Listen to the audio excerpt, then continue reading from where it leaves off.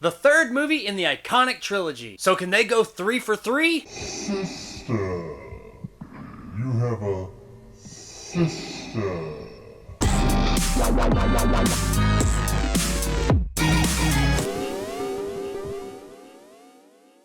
Star Wars Episode 6, Return of the Jedi, follows once again the continued adventures of Luke Skywalker, Princess Leia, and Han Solo as they bring the iconic trilogy to a close with a last-ditch effort to finally defeat the Empire once and for all. Jedi is seen by most as the lesser of the three in the original trilogy. Many cite that it has an over-reliance on puppets and special effects. Maybe a bit of a precursor to the prequels. And while the movie definitely does have a lot more special effects and a lot of puppets, is it the lesser of the three? Story-wise, we start a few years after the end of The Empire Strikes Back. Han is still frozen in carbonite and imprisoned by Jabba the Hutt. Luke's trying to come to terms with the fact that his dad is the biggest douchebag in the galaxy, and Leia's coming to grips with the fact that she finally came clean with the guy that she cares about, and then he got kidnapped. And the whole rebellion thing's not going so hot either. Oh, and there's another Death Star now, and that's kind of a big deal. Much like Empire, The Return of the Jedi has a much more complex story than the original A New Hope. Though also like Empire, it never seems convoluted. You get what's going on here the whole time. It's a fairly simple story, but told in a more complex way. The story as a whole is enjoyable, though it is padded out a bit more than I'd like. It clocks in at about 2 hours and 10 minutes, but they could have probably shaved about 15 minutes off of that. The beginning and end of this movie are really fun. It is pure Star Wars and just awesome all around. But the middle part of the movie where they travel to the moon of Endor on a mission to deactivate the shield to the Death Star, things kind of start to drag. It's not bad, I mean you're still entertained the whole time, but some of the parts of this middle portion on Endor are the weakest parts in the whole trilogy. Now this is the part that involves the Ewoks, a new race in the Star Wars universe at this point. A lot of people don't like the Ewoks. I don't mind the Ewoks. They're actually pretty cute, and as characters, I don't have a problem with them. Though they are the part that kind of slows this movie down the most. It's pretty clear that they were put there more as product placement to sell toys than anything else. Like I said, they're not awful, and they actually are pretty cute, and you kind of do want to go buy an Ewok toy.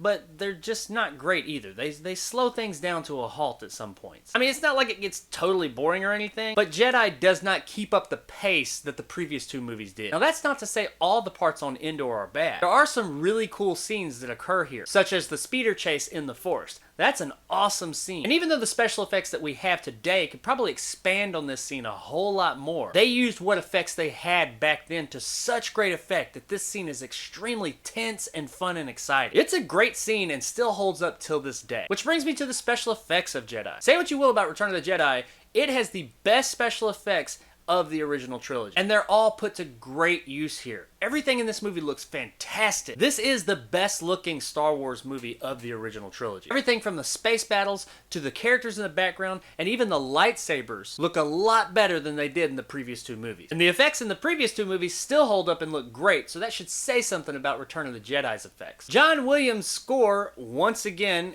as to be expected, is fantastic. Though it doesn't expand itself to the degree that Empire did, it's still a great score and rousing when it needs to be. Empire still has the best score of the three though. The performances here are very much in line with The Empire Strikes Back. They still retain that original Star Wars campy good time feel. But like with Empire, everybody's taking it a little bit more serious this time. Also like with Empire, that great chemistry with our main characters continues on from the first two movies into this one. However, there is a problem I have with this movie in the character department. It's not so much with the performances, it's more some character moments. As a whole, everybody does a great job and the characters are great too. But there's a few cartoony, kind of goofy moments written into the characters throughout the movie. And while those moments don't detract from your enjoyment of the film, they do stand out because they are in contrast to how the characters have been portrayed up to this point. I mean, everybody's always seemed like they were having a really good time making these movies. And they do here too. It's not that.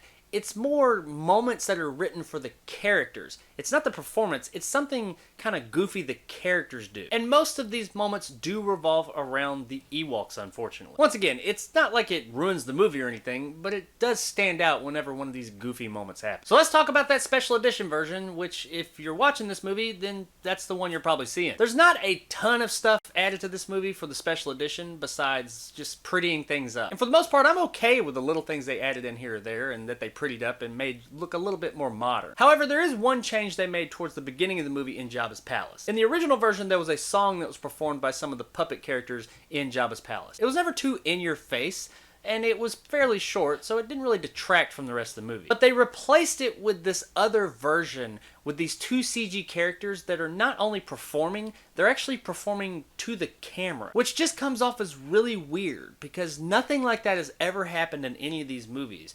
And all of a sudden your Star Wars movie becomes a music video. And the song's just not better than the original one was. This is a fairly short scene, so it's not like it ruins the movie or anything, but when it happens, it does totally pull you out immediately. And yeah, those two CG characters in this scene, yeah, they don't hold up well at all. Besides that, I'm okay with everything else the special edition did within this movie. It's not really a lot they added here. There's just a couple of little things here or there, and most of it is pretty seamless. Those Ewok blinking eyes, though, they're kind of weird. Do you guys remember the times when you could have a major franchise that a main character didn't have to die every installment? I mean, really, nowadays with any big franchise, the question isn't really so much what's going to happen in the movie and how the characters are going to grow and do this thing or that. It's more, which one of our favorite characters is going to die this time around? Killing off a beloved character every movie just seems kind of like a contrived way to get an emotional response from people. But not with the original prequels. Somebody didn't always have to die in the end of these movies. Though somebody does die in the end of this movie, but you know what I mean. The other ones, that didn't have to happen. But I'll get off my soapbox now. The last 40 minutes of this movie is fun as hell. Does a great job of tying up the original trilogy and is the poster child of how you want to end an iconic franchise. It's an extremely satisfying end to this trilogy and Anakin Skywalker's story. Yeah, I know the original trilogy is Luke's story, but this is the end of Anakin's story here in the end of Return of the Jedi. I was really happy to see that right there at the end, they give him that redeeming moment. Does it make up for all the fucked up shit he did as Darth Vader over the years? The countless lives he took during his reign in the Empire? No! Absolutely not. Hell no it doesn't. But it is a great emotional payoff. And it does show that, like Luke and Obi-Wan before him said, that Anakin still does have good inside of him. While yeah, he did all these terrible things and he's just not a good person at this point, he still has good within him somewhere. And at the end of Return of the Jedi, we get to see that one last time before he fades out. It's a very emotional and satisfying ending, and I wouldn't have it any other way. Return of the Jedi is a mostly exciting, mostly entertaining, satisfying conclusion to one of the greatest trilogies of all time. It does have some flaws. It takes some missteps and it has some slower parts. And while yeah, I will agree, it is the lesser of the trilogy, that doesn't change the fact that it is still an exceptionally well-made, great crafted story that is absolutely worth a buy. Even with all its flaws, this is still top tier Star Wars, and one of the best conclusions to an iconic trilogy that you'll ever get. So there it is, guys, my review of Star Wars, Episode 6, The Return of the Jedi. Useless information, but originally titled Revenge of the Jedi. If you enjoyed and want more content like this, hit that subscribe button and help my little channel grow. If you liked what I had to say, give me a thumbs up. If not, let me know in the comments below why. And as always, may the Force be with you, and I'll see you guys next time. My backpacks got jets. Well, I'm Boba, or the Fett. Well, I bounty hunt for Jabba Hutt to find. Like a bitch. I've been looking for a reason to use this thing like the whole entire time I've had my channel.